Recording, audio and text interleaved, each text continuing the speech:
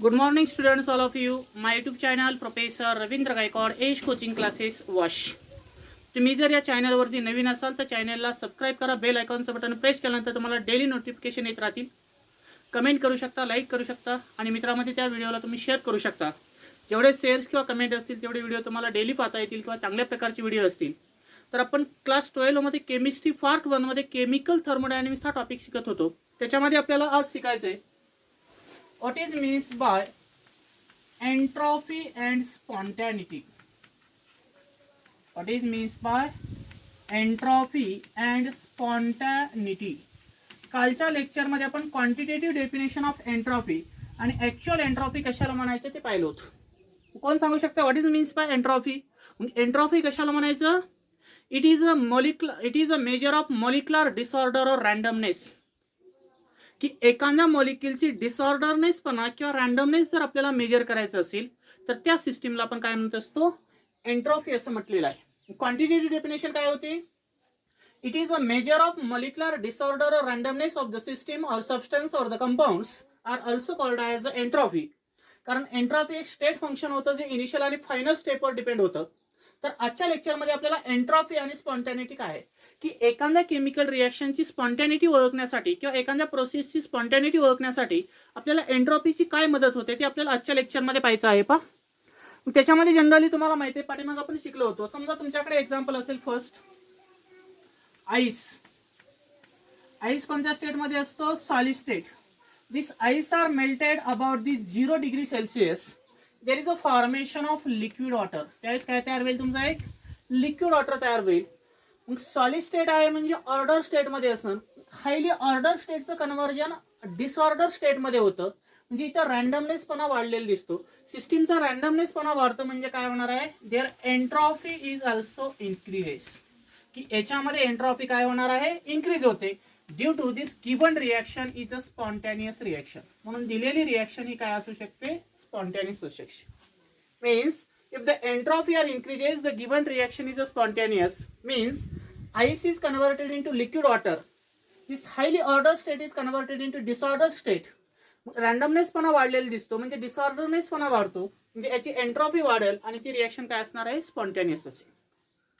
Then if you taking the another example like liquid water is converted into water vapour. जर आपण liquid वॉटरचं conversion जर water vapour मध्ये केलं म्हणजे डिसऑर्डर स्टेटचं कन्व्हर्जन जर हायली डिसऑर्डर स्टेटमध्ये केलेलं असेल तर त्यावेळेस देखील सिस्टीमची एंट्रॉपी इन्क्रीज होते.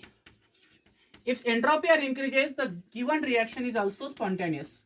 तरी देखील दिलेली रिएक्शन ही काय असणार आहे? स्पॉन्टॅनियस असेल. कारण नंतर वॉटर वेपरचं कन्व्हर्जन लिक्विड वॉटरमध्ये इझिली होत नाही म्हणून ह्या रिएक्शनमध्ये एंट्रॉपी इन्क्रीज होते आणि स्पॉन्टॅनियस देखील ती रिएक्शन असू शकते. त्यानंतर आपल्याला थर्ड एक्झाम्पल सांगता येतं decomposition of hydrogen peroxides in liquid state. की तुमच्याकडे हायड्रोजन परऑक्साइड दिलं आहे लिक्विड स्टेटमध्ये आणि त्याचं आपण डिकम्पोजिशन जर केलं तर काय तयार होईल? 2 equivalent of liquid water plus O2 gas. मग इनिशियलला तो लिक्विड होता म्हणजे डिसऑर्डर स्टेटमध्ये होता. त्याच्यापासून 1 मोल ऑफ ऑक्सिजन आणि 2 मोल ऑफ लिक्विड वॉटर तयार झाला म्हणजे डिसऑर्डरचं कन्व्हर्जन हायली डिसऑर्डर मध्ये झालं. Means entropy is also increases. म्हणून या रिएक्शन मध्ये देखील काय होईल? एंट्रॉपी इन्क्रीज होईल. Due to there given reaction is also spontaneous. म्हणून दिलेली रिएक्शन ही काय असणार आहे? स्पॉन्टॅनियस असेल. त्यानंतर आता पहा ह्या तिन्ही रिएक्शन मध्ये आपण कम्पेअर केलं की आईसचं कन्व्हर्जन लिक्विड वॉटर मध्ये केलं, एंट्रॉपी इन्क्रीज झाली म्हणजे ती रिएक्शन स्पॉन्टॅनियस असं म्हटलेलं आहे. लिक्विड वॉटरचं कन्व्हर्जन वॉटर वेपर मध्ये झालं त्यावेळेस एंट्रॉपी त्या रिएक्शनची इन्क्रीज होते म्हणजे ती रिएक्शन स्पॉन्टेनियस असं आपण म्हटलेलं आहे. नंतर डिकम्पोजिशन केलं आपण हायड्रोजन परऑक्साइड त्याच्यापासून ऑक्सिजन गॅस तयार झाला म्हणजे रँडमनेस पण आला. रँडमनेस पण आहे म्हणजे एंट्रॉपी इन्क्रीज होते आणि दिलेली रिएक्शन ही कशी आहे? तुमची स्पॉन्टेनियस आहे आपण सांगितलेलं आहे. But now consider another example like 2 equivalent of hydrogen gas plus oxygen gas. की 2 मोल हा हायड्रोजन गॅस दिलेला आहे आणि 1 मोल मध्ये ऑक्सिजन गॅस दिला. त्याच्यापासून तुम्हाला 2 इक्विव्हॅलंट ऑफ लिक्विड वॉटर तयार करायला सांगितलं. Means when 2 mole of hydrogen gas are combined with 1 mole of oxygen gas there is a formation of 2 moles of water molecule. की किती मोल वॉटर मॉलिक्यूल तयार झाले? 2 मोल्स. याच्यामध्ये पहा इथं 3 गॅसियस मॉलिक्यूल होतं म्हणजे हायली डिसऑर्डर होते म्हणजे रँडमनेस पण जास्त होता. हायली डिसऑर्डरचं कन्व्हर्जन कशामध्ये झालं? डिसऑर्डरमध्ये लेस डिसऑर्डरमध्ये झालं, लेस डिसऑर्डर जर असेल तर रँडमनेसपणा कमी होतो. If randomness are decreases their entropy is also decreases. म्हणून या रिएक्शनमध्ये रँडमनेसपणा डिक्रीज होतो म्हणून एंट्रॉफी डिक्रीज झाली. But the given reaction is also spontaneous. पण दिलेली रिएक्शन देखील काय आहे तुमची स्पॉन्टॅनियस आहे. म्हणजे ओव्हरऑल जर आपण ह्या 4 रिएक्शनचं जर कन्क्लुजन काढलं, most of the reaction there entropy is increases or decreases but the reaction are spontaneous. की काही रिएक्शन मध्ये एंट्रॉफी इन्क्रीज होत असेल किंवा डिक्रीज होत असेल. If randomness are increases their entropy is also increases. If randomness are decreases their entropy is also decreases. But the overall reaction is a spontaneous. पण सर्व रिएक्शन हे कसे आहेत स्पॉन्टॅनियस आहे. मग प्रॅक्टिकली आपल्याला जर एखादी रिएक्शन ही स्पॉन्टॅनियस आहे का नॉन स्पॉन्टॅनियस आहे ते कॅल्क्युलेट करण्यासाठी आपल्याला याच्यामध्ये आज महत्त्वाचा लॉ पाहायचा आहे आणि त्या लॉचं नाव आहे सेकंड लॉ ऑफ थर्मोडायनॅमिक्स. याचा स्क्रीनशॉट काढून घ्या. तर नेक्स्ट कोणता आहे तुमचा सेकंड लॉ ऑफ थर्मोडायनॅमिक्स आहे. मग आपण याच्यामध्ये पाहिलं की सर्वच रिएक्शन ह्या स्पॉन्टॅनियस असू शकतात पण त्याच्यामध्ये काहीमध्ये एंट्रॉफी कमी होते तर काहीमध्ये जास्त होते. मग हे आपल्याला ऍक्च्युअल प्रॅक्टिकली आयडेंटिफाय करता येत नाही. ते आपल्याला आयडेंटिफाय जर एखाद्या रिएक्शनची जर स्पॉन्टॅनिटी आयडेंटिफाय करायची असेल की दिलेली रिएक्शन ही स्पॉन्टॅनियस आहे का नॉन स्पॉन्टॅनियस आहे ते ओळखण्यासाठी आपण एक महत्त्वाचा लॉ शिकणार आहोत आणि त्या लॉचं नाव आहे second law of thermodynamics. Second law of thermodynamics. Second law of thermodynamics. कोण कोण सांगते मला कमेंट्स मध्ये what is the first law of thermodynamics. की फर्स्ट लॉ ऑफ थर्मोडायनॅमिक कशाला म्हणायचं सांगता येईल कोणाला. The energy can neither be created not destroyed however it may be converted from one form into another form. यालाच आपण काय म्हटलं होतं फर्स्ट लॉ ऑफ थर्मोडायनॅमिक्स. किंवा total energy of the inverse always remains constant. It is also called as the first law of thermodynamics. But in practically we have proceeds or to identify the given chemical reaction is spontaneous or non-spontaneous. To identify the spontaneity of the given reaction used as the second law of thermodynamics. की त्यासाठी आपण कोणता law use करणार आहोत second law of थर्मोडायनॅमिक्सचा use करणार आहोत. Second law of थर्मोडायनॅमिक्सचा use करत असताना त्यासाठी तुम्हाला सुरुवातीला त्याची स्टेटमेंट माहिती असणं गरजेचं आहे. काय स्टेटमेंट आहे याची statement of second law of thermodynamics. The total entropy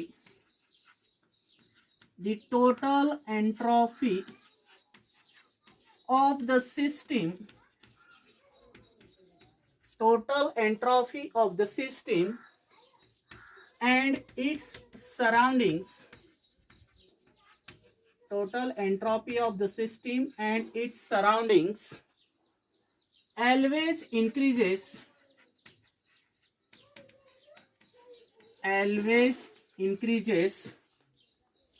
in a spontaneous reaction. In a spontaneous reaction. एकदम सोपी स्टेटमेंट आहे.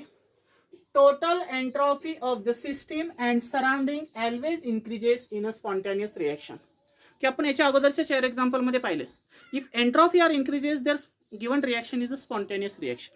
की एंट्रॉफी जर वाढली तर दिलेली रिएक्शन ही काय असते स्पॉन्टेनियस असते. आपण पाहिलेलं आहे. ती स्टेटमेंट येत आहे जी total entropy of the reaction is delta S total. Total entropy of the reaction system and its surrounding is always increases. कशाचे आहे सिस्टीम आणि सराउंडिंग आहे दोघांचे आहे म्हणून प्लस घेतलं delta S system plus delta S surrounding. This is the mathematical equation for second law of thermodynamics. लक्षात राहू द्या. पहा total entropy of the system and its surrounding is always increases in a spontaneous reaction. मग काय increase होणार आहे always increases the entropy in a spontaneous reaction. कोणत्या reaction मध्ये स्पॉन्टॅनियस रिएक्शन मध्ये. म्हणून सेकंड लॉचं इक्वेशन काय आहे delta S total is equal to delta S system plus delta S surrounding. S Y S आहे म्हणजे सिस्टीम आहे आणि एस यू डबल आर आहे म्हणजे सराउंडिंग आहे. सिस्टीम प्लस सराउंडिंग म्हणजेच काय असतं डेल्टा एस इनवर्स असतो बरोबर. Delta S inverse is equal to delta S total that is equal to delta S system plus delta S surrounding. म्हणजे system plus surrounding म्हणून काय तयार होतं तुमचं इनवर्स तयार होतो. इन्व्हर्सची डेफिनेशन म्हणजे काय असेल, तुम्हाला एखाद्या सिस्टीमची जर टोटल एंट्रॉपी कॅल्क्युलेट करायची असेल तर त्यावेळेस तुम्हाला त्या सिस्टीमची एंट्रॉपी आणि सराउंडिंगची एंट्रॉपी माहित असणं गरजेचं आहे. आता कन्सिडर करा, तुमच्यासमोर एक इक्वेशन मी लिहिलं आहे. आता याच्यामध्ये समजा कन्सिडर करा तुमच्याकडे एक -5 किलो जूल जर जूलमध्ये हीट आहे की त्या सिस्टीमने रिलीज केलेलं आहे. एक सिस्टीम दिली आहे तुम्हाला आणि त्या सिस्टीमने -5 किलो जूल एवढी हीट काय केलेली आहे, रिलीज केलेलं आहे. जर त्याने -5 किलो जूल हीट जर रिलीज केली, किंवा असं कन्सिडर करा की एक सिस्टीम आहे आणि त्याने 10 जूल एवढी हीट रिलीज केली आणि सराउंडिंगनं 15 जूल एवढी हीट काय केलेली आहे, ऍब्सॉर्ब केलेली आहे. मग सिस्टीमने -10 किलो जूल आहे, -10 आहे म्हणजे रिलीज केली किती, 10 जूल मध्ये, आणि सराउंडिंगने किती ऍब्सॉर्ब केली, 15 जूल. मग मायनस प्लस काय होईल, मायनस होईल, पण मोठ्या संख्येत चिन्ह येईल, काय येईल, +5 जूल. म्हणजे डेल्टा एस टोटल जर पाहिला आपण या सिस्टीमसाठी तर किती आला, +5 जूल आला. मग +5 जूल आहे म्हणजे काय झाला, entropy are increases. Entropy increase झाली म्हणजे दिलेली रिएक्शन काय असणार आहे तुमची, एंट्रॉफी जर इन्क्रीज झाली तर ती रिएक्शन ही स्पॉन्टेनियस असते. समजा हे एक्झाम्पल आपण घेतलं, एक्झाम्पल नंबर समजा फर्स्ट आहे. आता एक्झाम्पल सेकंड आपण इथं कम्पेअर केलं की तुमच्याकडे एक सिस्टीम आहे आणि त्या सिस्टीमने +20 जूल एवढी हीट ऍब्सॉर्ब केली आणि -25 जूल एवढी हीट काय केली, सराउंडिंगनी रिलीज केली. की एका सिस्टीमने +20 जूल एवढी हीट काय केली, ऍब्सॉर्ब केली आणि -25 जूल काय केली, त्यांनी रिलीज केली. प्लस मायनस काय होईल, मायनस, आणि मोठ्या संख्येत चिन्ह येईल -5 जूल. म्हणजे इथं देखील डेल्टा एस टोटल जर आपण कॅल्क्युलेट केला तर तो किती आला, -5 जूल आला. -5 जूल आहे म्हणजे एंट्रॉपी काय झाली, डिक्रीज झाली. If entropy are decreases the given reaction is a non spontaneous. जर एंट्रॉपी डिक्रीज होत असेल तर दिलेली रिएक्शन ही कशी असते, नॉन स्पॉन्टेनियस असते. त्यानंतर आपण थर्ड एक्झाम्पल कम्पेअर करू शकतो. समजा तुमच्याकडे एक सिस्टीम आहे आणि त्या सिस्टीम मध्ये काय केलं, त्याने 5 जूल हीट एवढे ऍब्सॉर्ब केलेले आहे आणि 5 जूल हीटच काय केली, त्याने रिलीज केली. अधिक वजा काय येईल, वजा, म्हणजे इथे काय आलं तुमचा डेल्टा एस टोटल 0 आला. If delta S total is 0 there is decrease or increase in entropy is always 0 means the system is at equilibrium. त्यावेळेस ती सिस्टीम कशामध्ये असेल, तुमची इक्विलिब्रियम फॉर्म मध्ये असेल. म्हणजे सेकंड लॉ ऑफ थर्मोडायनामिक्सचं जे इक्वेशन आलतं त्या इक्वेशनच्या आधारे आपण काय केलं, इथलं थोडंसं मी कट करतो आता. Delta S total is equal to delta S system plus delta S surrounding हे इक्वेशन आपल्याला माहिती झालं. इथं मी एक्झाम्पल फर्स्ट घेतलं की एखाद्या सिस्टीमने काय केली, 10 जूल एवढी हीट रिलीज केली आणि सराउंडिंगनं 15 जूल एवढी हीट काय केली, ऍब्सॉर्ब केली. मग सिस्टीमने 10 जूल रिलीज केली आणि सराउंडिंगनं +15 काय केली, ऍब्सॉर्ब केली. म्हणजे काय मायनस प्लस काय होईल, मायनस होईल, आणि मोठ्या संख्येची चिन्ह किती येईल, delta S total is equal to +5 joule. त्यास एंट्रॉफी इन्क्रीज झाली म्हणजे दिलेली रिएक्शन काय असणार आहे, spontaneous. Means if entropy are increases the given reaction is a spontaneous.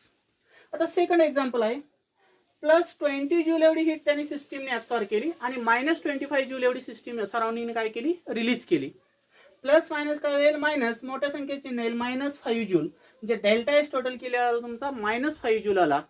Means if entropy are decreases the given reaction is a non spontaneous. त्याच ती reaction कशी असणार आहे, नॉन स्पॉन्टेनियस.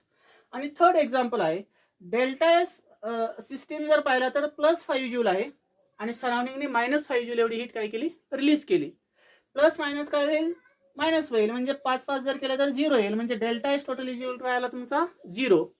मग सिस्टीमनी हीट ऍब्सॉर्ब केलेली असेल किंवा रिलीज केलेली असेल त्यावेळेस जर डेल्टा एस टोटलची व्हॅल्यू जर 0 येत असेल तर ती प्रोसेस ही इक्विलिब्रियम मध्ये असते असं आपण सांगत असतो. मग याला शॉर्ट फॉर्म मध्ये कसं लिहायचं, याचा स्क्रीनशॉट काढून घ्या. याला शॉर्ट मध्ये कसं लिहिणार, समजा तुमच्याकडे दिलेलं आहे इक्वेशन डेल्टा एस टोटल. काय दिलंय, delta S total is greater than 0 म्हणजे +5 जर असेल तर त्यावेळेस काय होतं पाहिजे, दिलेली रिएक्शन ही कशी असणार आहे, स्पॉन्टेनियस असेल.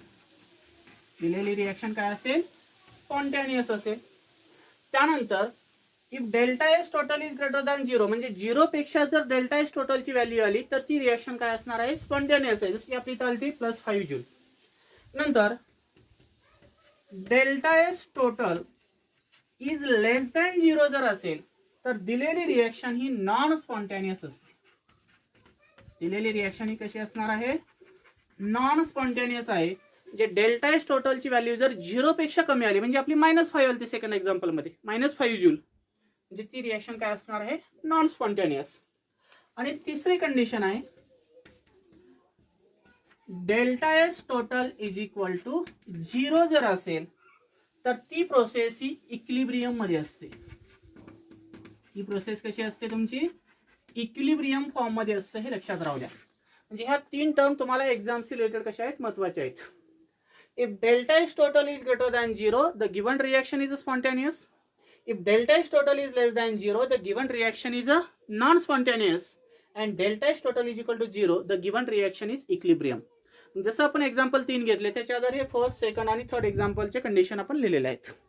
मग तुम्हाला टेक्स्ट बुक मध्ये एक एक्झाम्पल दिलं आहे, पण त्याच्या आधारे आपल्याला ओळखायचं की गिवन रिएक्शन ही स्पॉन्टेनियस आहे का नॉन स्पॉन्टेनियस आहे ते आपल्याला आयडेंटिफाय करायचं. काय क्वेश्चन आहे पाहिजे तुमच्या याच्यामधलं, एक एक्झाम्पल दिलं आहे तुम्हाला.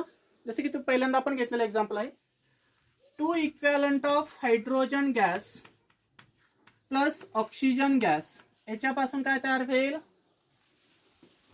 2 equivalent of H2O in liquid state. अशा प्रकारची तुम्हाला रिएक्शन दिली आहे आणि त्याच्यासाठी डेल्टा एस सिस्टीम दिलेला आहे. Delta S system is equal to -327 joule per kelvin. किती दिला delta S, -327 joule per kelvin. Then whether the reaction is spontaneous or non-spontaneous. Non-spontaneous की दिलेली रिएक्शन ही स्पॉन्टेनियस आहे का नॉन स्पॉन्टेनियस ते आपल्याला याच्या आधारे ओळखायचे. काय क्वेश्चन आहे, एक रिएक्शन दिली तुम्हाला, त्याची डेल्टा एस सिस्टीम दिली -327 joule per kelvin. Whether the given reaction is spontaneous or non-spontaneous to identify. की आपल्याला आयडेंटिफाय करायची की दिलेली रिएक्शन ही स्पॉन्टेनियस आहे का नॉन स्पॉन्टेनियस. मग तुम्हाला पाठीमागच्या लेक्चर मध्ये माहिती झालेलं आहे पहा, enthalpy of formation of water. The enthalpy of formation of water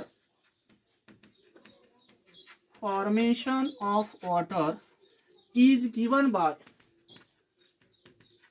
enthalpy of formation of water is given by. enthalpy of formation of water आहे म्हणजे काय इक्वेशन येणार, H2 in gaseous state plus 1/2 O2 in gaseous state to gives H2O in liquid state. He reaction आपण enthalpy of formation साठी लिहिली. ही reaction लिहित असताना तुम्हाला इथं एन्थाल्पी ऑफ फॉर्मेशनची म्हणजे सिस्टीमची व्हॅल्यू दिलेली आहे.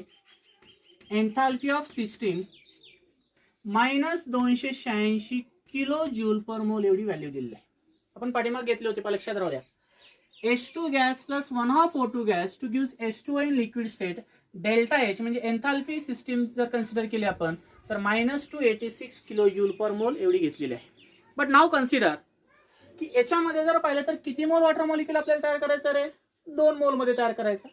मग 2 mole of liquid water molecule जर फॉर्म करायचं असेल तर ह्या इक्वेशनला आपण 2 ने मल्टिप्लाय करू शकतो. मग ह्या इक्वेशनला जर 2 ने मल्टिप्लाय केलं तर काय येईल, 2 equivalent of H2 in gaseous state plus 2 × 2 cancel होईल म्हणजे तर काय राहील फक्त O2 in gaseous state two gives 2 equivalent of H2 in liquid state.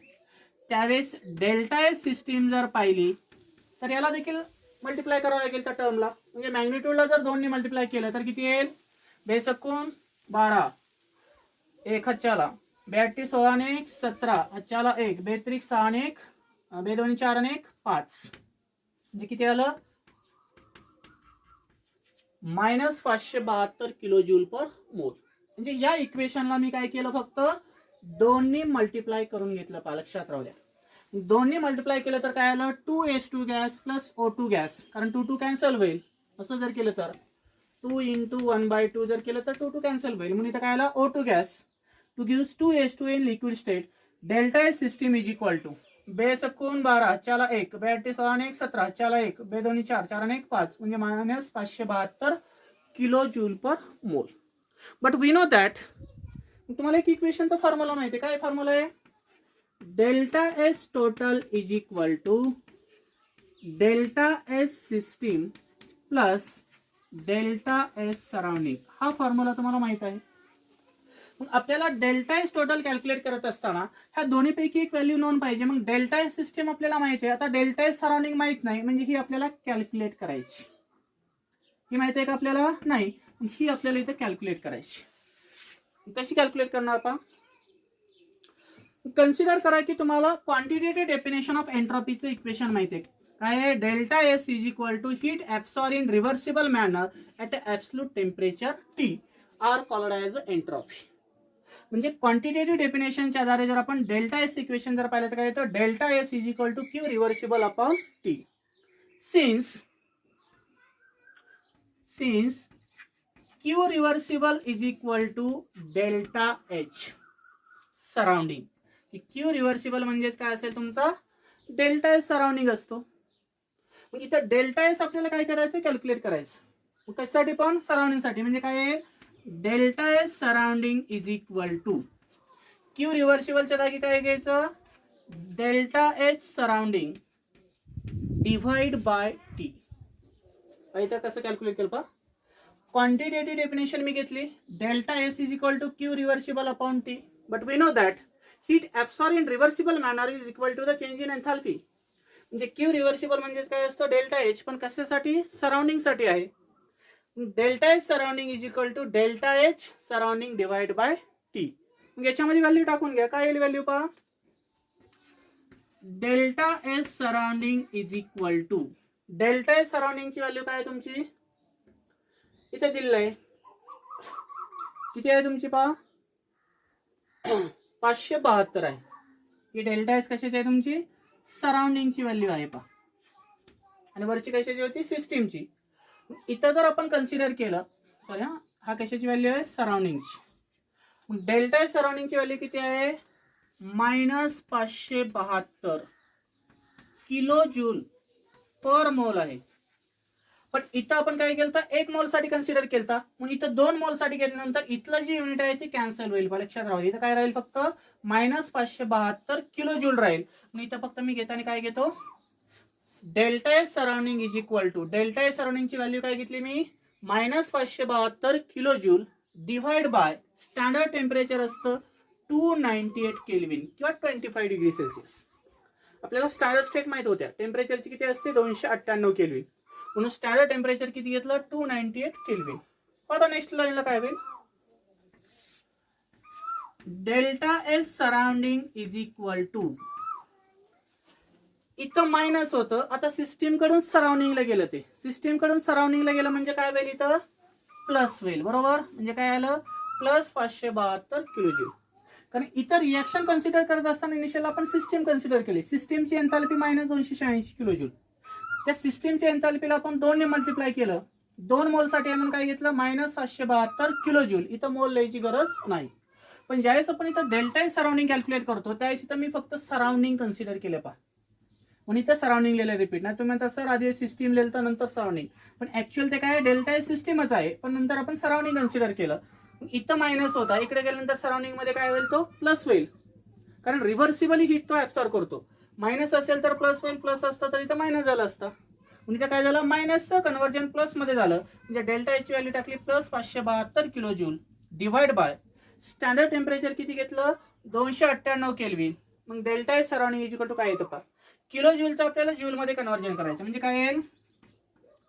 572 into 10⁻³ joule divide bye 298 kelvin. 572 आहे म्हणजे काय असणार आहे? इंटू 10⁻³ आहे म्हणजे किलो जूलचं कन्व्हर्जन आपण जूल मध्ये केलं. मग याचं कॅल्क्युलेशन केलं असता डेल्टा एस सराउंडिंगची व्हॅल्यू जर अप्रॉक्सिमेटली जर पाहिली तर 572 म्हणजे 600 आहे आणि खाली 298 म्हणजे 300. 600 भागिले 300 केलं तर 200 येईल. म्हणजे साधारण 2000 व्हॅल्यू येईल. म्हणजे अप्रॉक्सिमेटली जर याचं पाहिलं आन्सर तर plus 1919 kilo joule per kelvin असं उत्तर येतं. म्हणजे डेल्टा एस सराउंडिंगची व्हॅल्यू किती येते? Plus 1919 joule per kelvin. आलं इथपर्यंत लक्षात. आपल्याला हे फॉर्म्युला माहित होता. आता डेल्टा एस सराउंडिंग माहित झाला, डेल्टा एस सिस्टीम माहित झाला. आता ही व्हॅल्यू याच्यामध्ये टाकून द्या. काय होईल मग, delta S total is equal to -327 delta S system plus 1919, कारण ही प्लस मध्ये ऑलरेडी व्हॅल्यू आहे, joule per kelvin. Minus plus काय होईल, इथं मायनस होईल पण मोठ्या संख्येची नाही म्हणजे प्लस. आणि याची एक्झॅक्ट जर व्हॅल्यू तुम्ही कॅल्क्युलेट केली वजाबाकीनुसार तर ती व्हॅल्यू किती येते, 1592 जूल पर केल्विन. मग आता डेल्टा एस टोटलची व्हॅल्यू जर 1592 जूल पर केल्विन असेल तर मग सांगा बरं याच्या आधारे ही रिएक्शन स्पॉन्टेनियस आहे का नॉन स्पॉन्टेनियस आहे का इक्विलिब्रियम.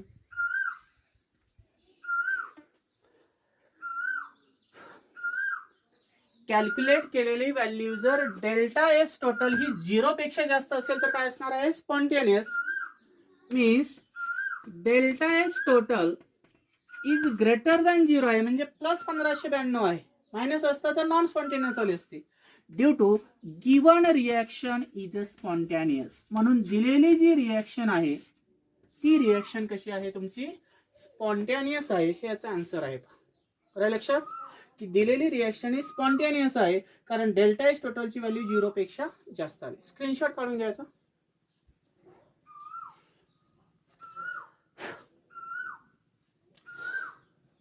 अशा तऱ्हेने आपण आज एनर्जी अँड स्पॉन्टॅनिटीचा स्टडी केलेला आहे. त्याच्यामध्ये एनर्जी आणि स्पॉन्टॅनिटीचा स्टडी करत असताना आपण दिलेली रिएक्शन ही स्पॉन्टॅनियस आहे का नॉन स्पॉन्टॅनियस आहे ते ओळखलेलं आहे. त्याचबरोबर त्या रिएक्शनमध्ये कोणकोणत्या प्रकारचे फंक्शन आहेत ते देखील याच्यामध्ये पाहिलेले आहेत. तर उद्याच्या लेक्चरमध्ये आपण एक न्यू फंक्शन पाहणार आहोत, स्टेट फंक्शन, ज्याचं नाव आहे गिव्स फ्री एनर्जी. की गिव्स फ्री एनर्जी कशाला म्हणायचे ते पाहिलेलं आहे. तर स्क्रीनशॉट काढून घेतला सर्वांनी. पण इथपर्यंत जर स्टेप आली तर ही स्टेप नंतर या साईडला मूव्ह होते पाहिजे, लक्षात राहू द्या. नंतर तो कॅल्क्युलेट करतो आणि कॅल्क्युलेट केलेली व्हॅल्यू इथं नंतर टाकायची, याच्यामध्ये टाकायची ती व्हॅल्यू डेल्टा एस सराउंडिंगची. आणि नंतर इथं व्हॅल्यू टाकल्यानंतर तुम्हाला हा इथं फॉर्म्युला शेवटला भेटेल. म्हणजे काय दिलेली रिएक्शन ही कशी आहे, स्पॉन्टेनियस आहे हे आपण लिहू शकतो. थँक्यू.